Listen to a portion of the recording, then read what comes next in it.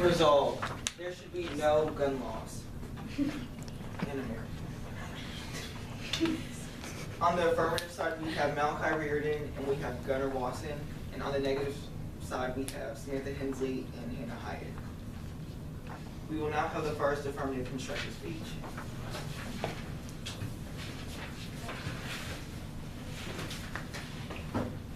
My fellow Americans, notice I said Americans because in America we have rights, such as our Second Amendment right, which is, as stated in the Constitution, a well-regulated militia being necessary to the security of a free state. The right of the people to keep and bear arms shall not be infringed.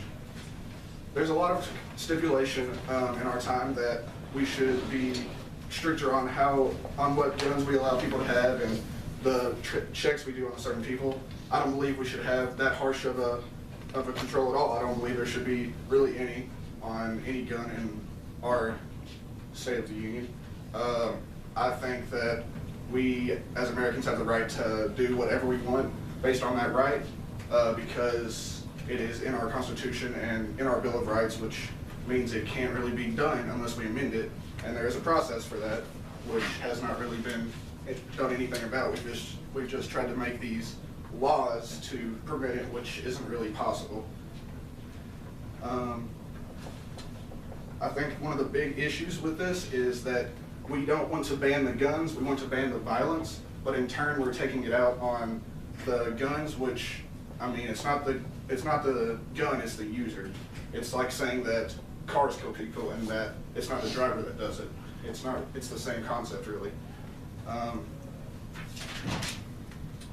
One of the big things that people talk about is the AR-15, which is a very popular assault rifle that is used in our society today. But according to the FBI Uniform Crime Report, the AR-15 is a reasonable weapon to use as protection in your home. And the Department of Homeland Security also says that a 30-round magazine is suitable for safety in your household, which that's another big issue. People want to limit the magazine size that we have, but they want it to be 10 rounds or less. And there was a thing that happened, I think it was in New York, where a man was attacked by a group of people, more than 10, and if that law had been in place, he would not have been able to protect himself against all of them. So by doing this, you're actually hurting your own citizens, because most of the crime is gang related.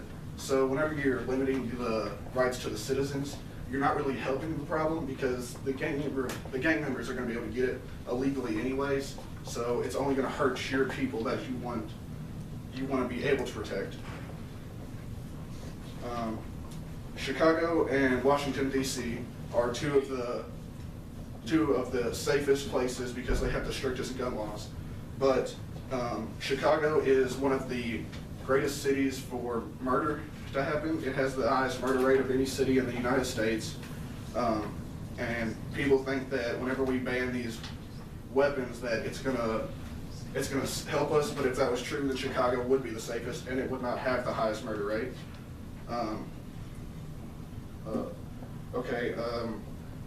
In Afghanistan, in 11 years and 4 months when we were overseas fighting there, 2,166 military officers died. And in Chicago, in 8 years, 4,465 people died, these are unarmed citizens.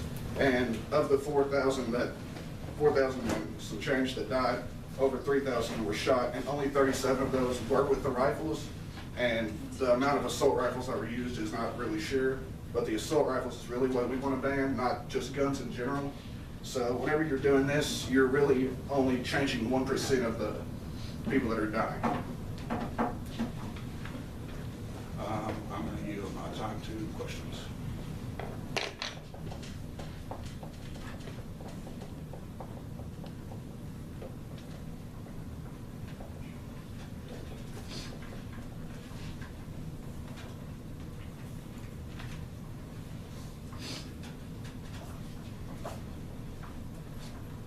Malachi, you said that most of the crime is gang related.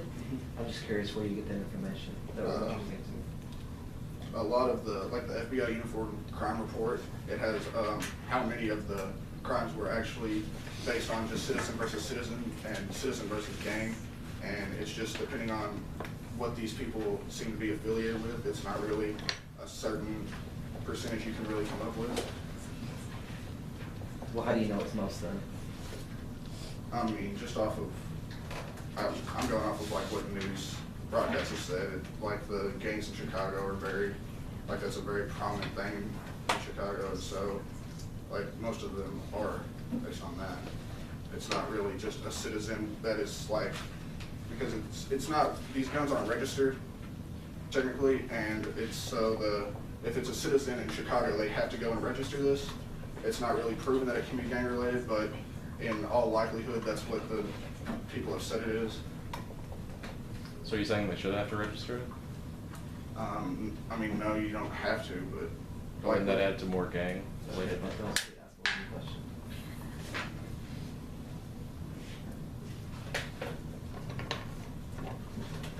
I'm confused as to how like Chicago is, like you said, it's one of the safest places, but it's No, also it's, the highest. I don't mean to word it like that. It's supposed to be the safest because people think that the more gun control you have, the safer your city will be. Like if you have more gun control, then less people can get their hands on guns to hurt people. And that's what they think because Chicago has one of the harshest gun controls there is, yet there's that many people still dying there.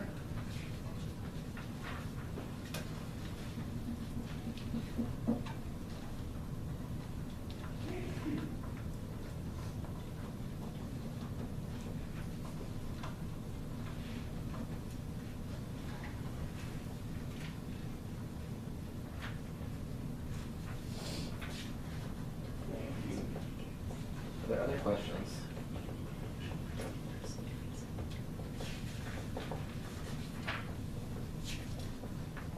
Okay, thanks.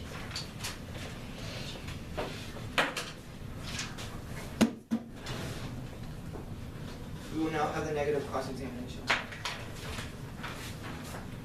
Monica, you started out talking about the Second Amendment and how you think that we should have no gun laws because the Second Amendment says that, you know, we should protect ourselves. Well, that doesn't necessarily say that we shouldn't have, that we should just have no gun laws. I mean, the First Amendment says that we can say that we have freedom of speech, but you can't just go into school and yell like there's gonna be a bomb or you can't just say whatever, you know. The only reason that, like, I say that the Second Amendment because it does actually say that the right to keep and bear arms shall not be infringed.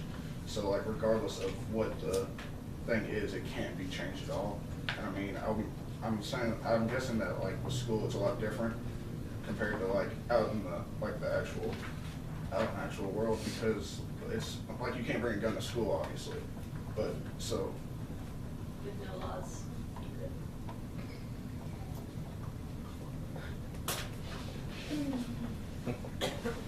Also, the Second Amendment specifically says a well-regulated militia. So regardless of laws applying to personal ownership, the guns owned by the military, it says that they would be regulated presumably by laws that would exist. And according to the Oklahoma State Constitution, a militia is made up of three parts: the National Guard, the State Guard, and the unorganized militia. And the National Guard, obviously, you know, is a branch of the military, and the State Guard would be like state troopers. The unorganized guard, or militia, is every able-bodied citizen between the ages of 18 and 69 years old. So they would be considered part of the militia, so that would not really infringe their rights on it either. But how will they be well-regulated without laws if we're going to adhere strictly to the Constitution? I would assume the same way that you would expect maybe the National Guard or the State Guard to be well regulated in the same sense. You don't expect people to just run around and kill people, obviously. So there would be some sort of, you would know some, like not everybody that owns a gun is killing people. So you would know, there's some kind of organization there. Organization like laws? Not necessarily. Like structure, like leadership, it's like people follow orders from other people so they know. Why would they follow those orders without any kind of legal obligation to? It's just militia, you can just come and go as you please. It's not well organized. I mean, that's the way So it you is. think it should not be well organized? It's just called the unorganized Yeah. militia. It doesn't have to, there's no uniform stance to it. Okay, but what about the National Guard and the military that you were speaking about, you think that there should be no regulations and no laws in relation to its use of weapons at all? Not necessarily. But you just wanna change the wording to non-regulated in the Second Amendment? If there were no gun laws? No, because, I mean, well, a regular militia is like, the citizens are considered a part of a militia. Whether or not it's regulated like the military, which obviously it would never be, just like the military is not comparable to like the state guard. But you think it should be regulated? Yes. Like, By what? not law regulated, but regulated within the citizens themselves. How Like, would that become regulated if there wasn't any sort of laws with it? only the same way that the military is regulated. There's no By laws on, laws? there's no laws on the military's weapons. They can have whatever weapon they please. But they can't just go out and shoot random people. I mean, the way they use those weapons are regulated by laws.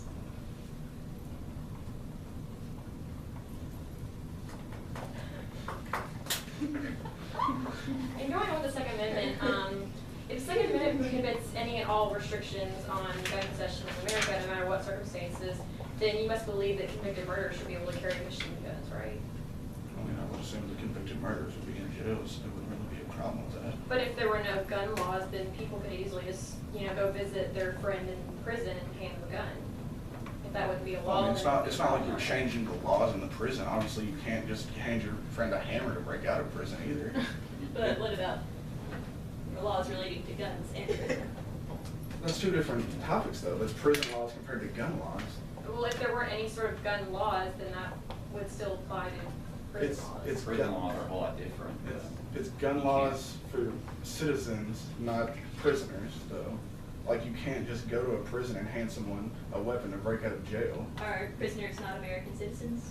Well, they're They have to convicted, have rights. they're convicted prisoners. Once you get in prison, you lose some of your rights. Well, that doesn't mean they're not, American. I'm not saying they're not Americans, I'm just saying they shouldn't get the same rights as citizens that don't kill people. I think you were just speaking though about how our gun rights should not be infringed upon. They shouldn't, but that doesn't What if mean we're in that. prison? Well, then there's prison laws to protect that. Prison laws that say people in prison cannot be given guns by people outside prison, so you think those should not exist? No, I think the gun laws that should exist are ones that are related to the citizens in their free state. So I think there should be some kind of gun laws, especially with the prisoners, right? Well, there's not any right now, so there wouldn't be any use in changing that. That's the prison laws, not the gun laws themselves. I'm pretty sure there are laws designating that people cannot give weapons of any kind to people who are in jail. They can always make their own too, that's the problem. That law, that's not the law, that's not the law that's changing. It's not that you can give weapons to the prisoners now. That's gonna stand through the prison. That's not a gun law, that's a weapon law. But if there were Guns no, and weapons. yeah. There's a difference between a gun. A weapon can also be a knife that they make, a club. That can be a weapon. It's not like the prisons are gonna change their laws because they're, people that are in prison for a reason. They kill people. Exactly, that's why we don't want them to have guns. We don't want the prisoners to have guns either. That's why there's prison laws to prevent that, not gun law. It's not like the gun law says, it's not like there's a list of gun laws talking about that. There's a list of prison laws that says you cannot give a weapon to a prisoner. And I would say that counts as a gun law because it's regulating who can and cannot have guns. It's not necessarily regulating guns specifically, though. It's not like we're trying to make a weapon. We're not trying to, you all aren't arguing for weapons out of party. Like, that's like saying that regular citizens can't have knives, and that if we make it to where everyone can have that, we can take all these different weapons to prison, which you can't do that now. I don't see why that would change just because of the gun law. I think you're misunderstanding us. We think that the laws currently stating that prisoners should not be able to have guns in prison, that we think those laws should stay in place, and we think that those are gun laws because they are regulating who can and cannot have guns. Do you think that there should be laws regulating whether prisoners can have guns or not? I think there should be laws for weapons to them. I don't think it's Alright. I don't think it's specific to guns, though.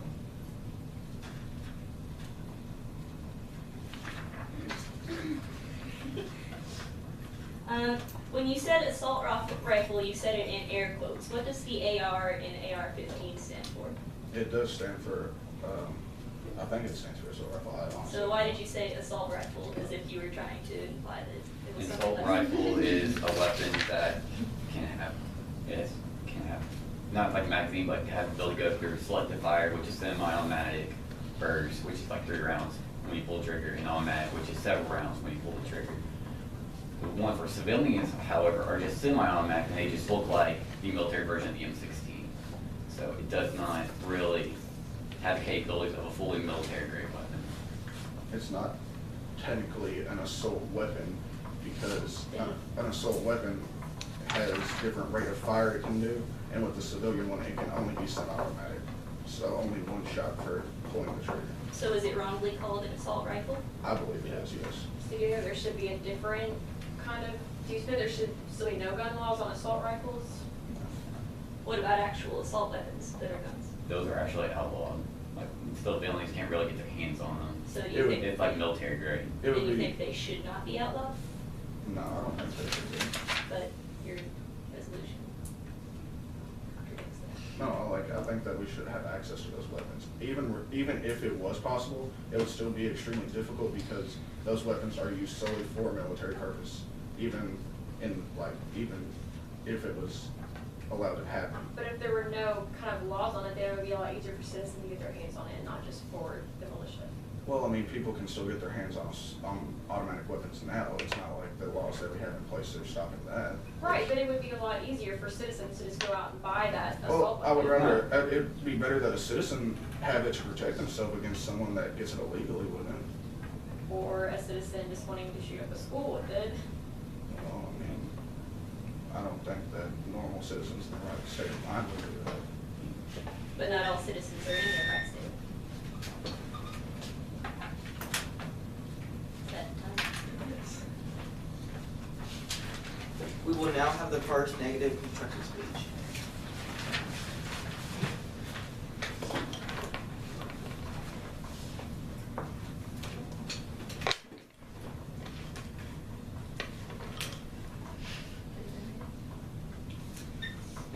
Guns don't kill people, people kill people.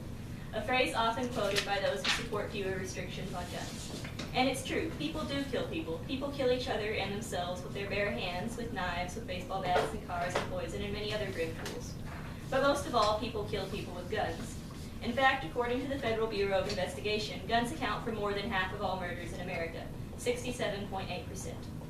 For someone in support of more lenient gun control, the next step in their logic would likely be to claim that those murders would have been committed whether guns were available or not. However, multiple studies have shown that in areas with stricter gun laws, there are fewer gun homicides and all other homicide rates stay the same. Most notably, this was shown by a 19-year-long study by Harvard researchers. Sure, people still get stabbed and drowned, but no more than they did before. In other words, shooters do not find other ways to kill their victims when guns are not readily available. New Yorker legal columnist Adam Gottman phrased it well. Making crime even a little bit harder made it much rarer, because, he says, criminals are usually opportunists. Our current gun control laws do just that, make gun crimes just a little bit harder. Particularly tenacious offenders will still commit crimes with firearms, but precautions like background checks, waiting periods, and permit tests help prevent dangerous impulse decisions. This means that while gun laws may not be perfect, they do help keep Americans safe. This is particularly true when it comes to American women. Of all women killed by firearms, almost 2/3 are killed by their intimate partners. Women who are physically abused are 5 times more likely to be murdered by their partner when said partner owns a gun. The good news is gun laws in relation to domestic violence have become more strict in recent decades. In 1996, the Lautenberg Amendment made it impossible for convicted domestic abusers to purchase guns. By 1998, domestic violence convictions became the most common reason for handgun purchase to be denied, effectively keeping thousands of firearms out of dangerous hands. As a female myself, statistics like these make me glad to live in a world where gun laws exist.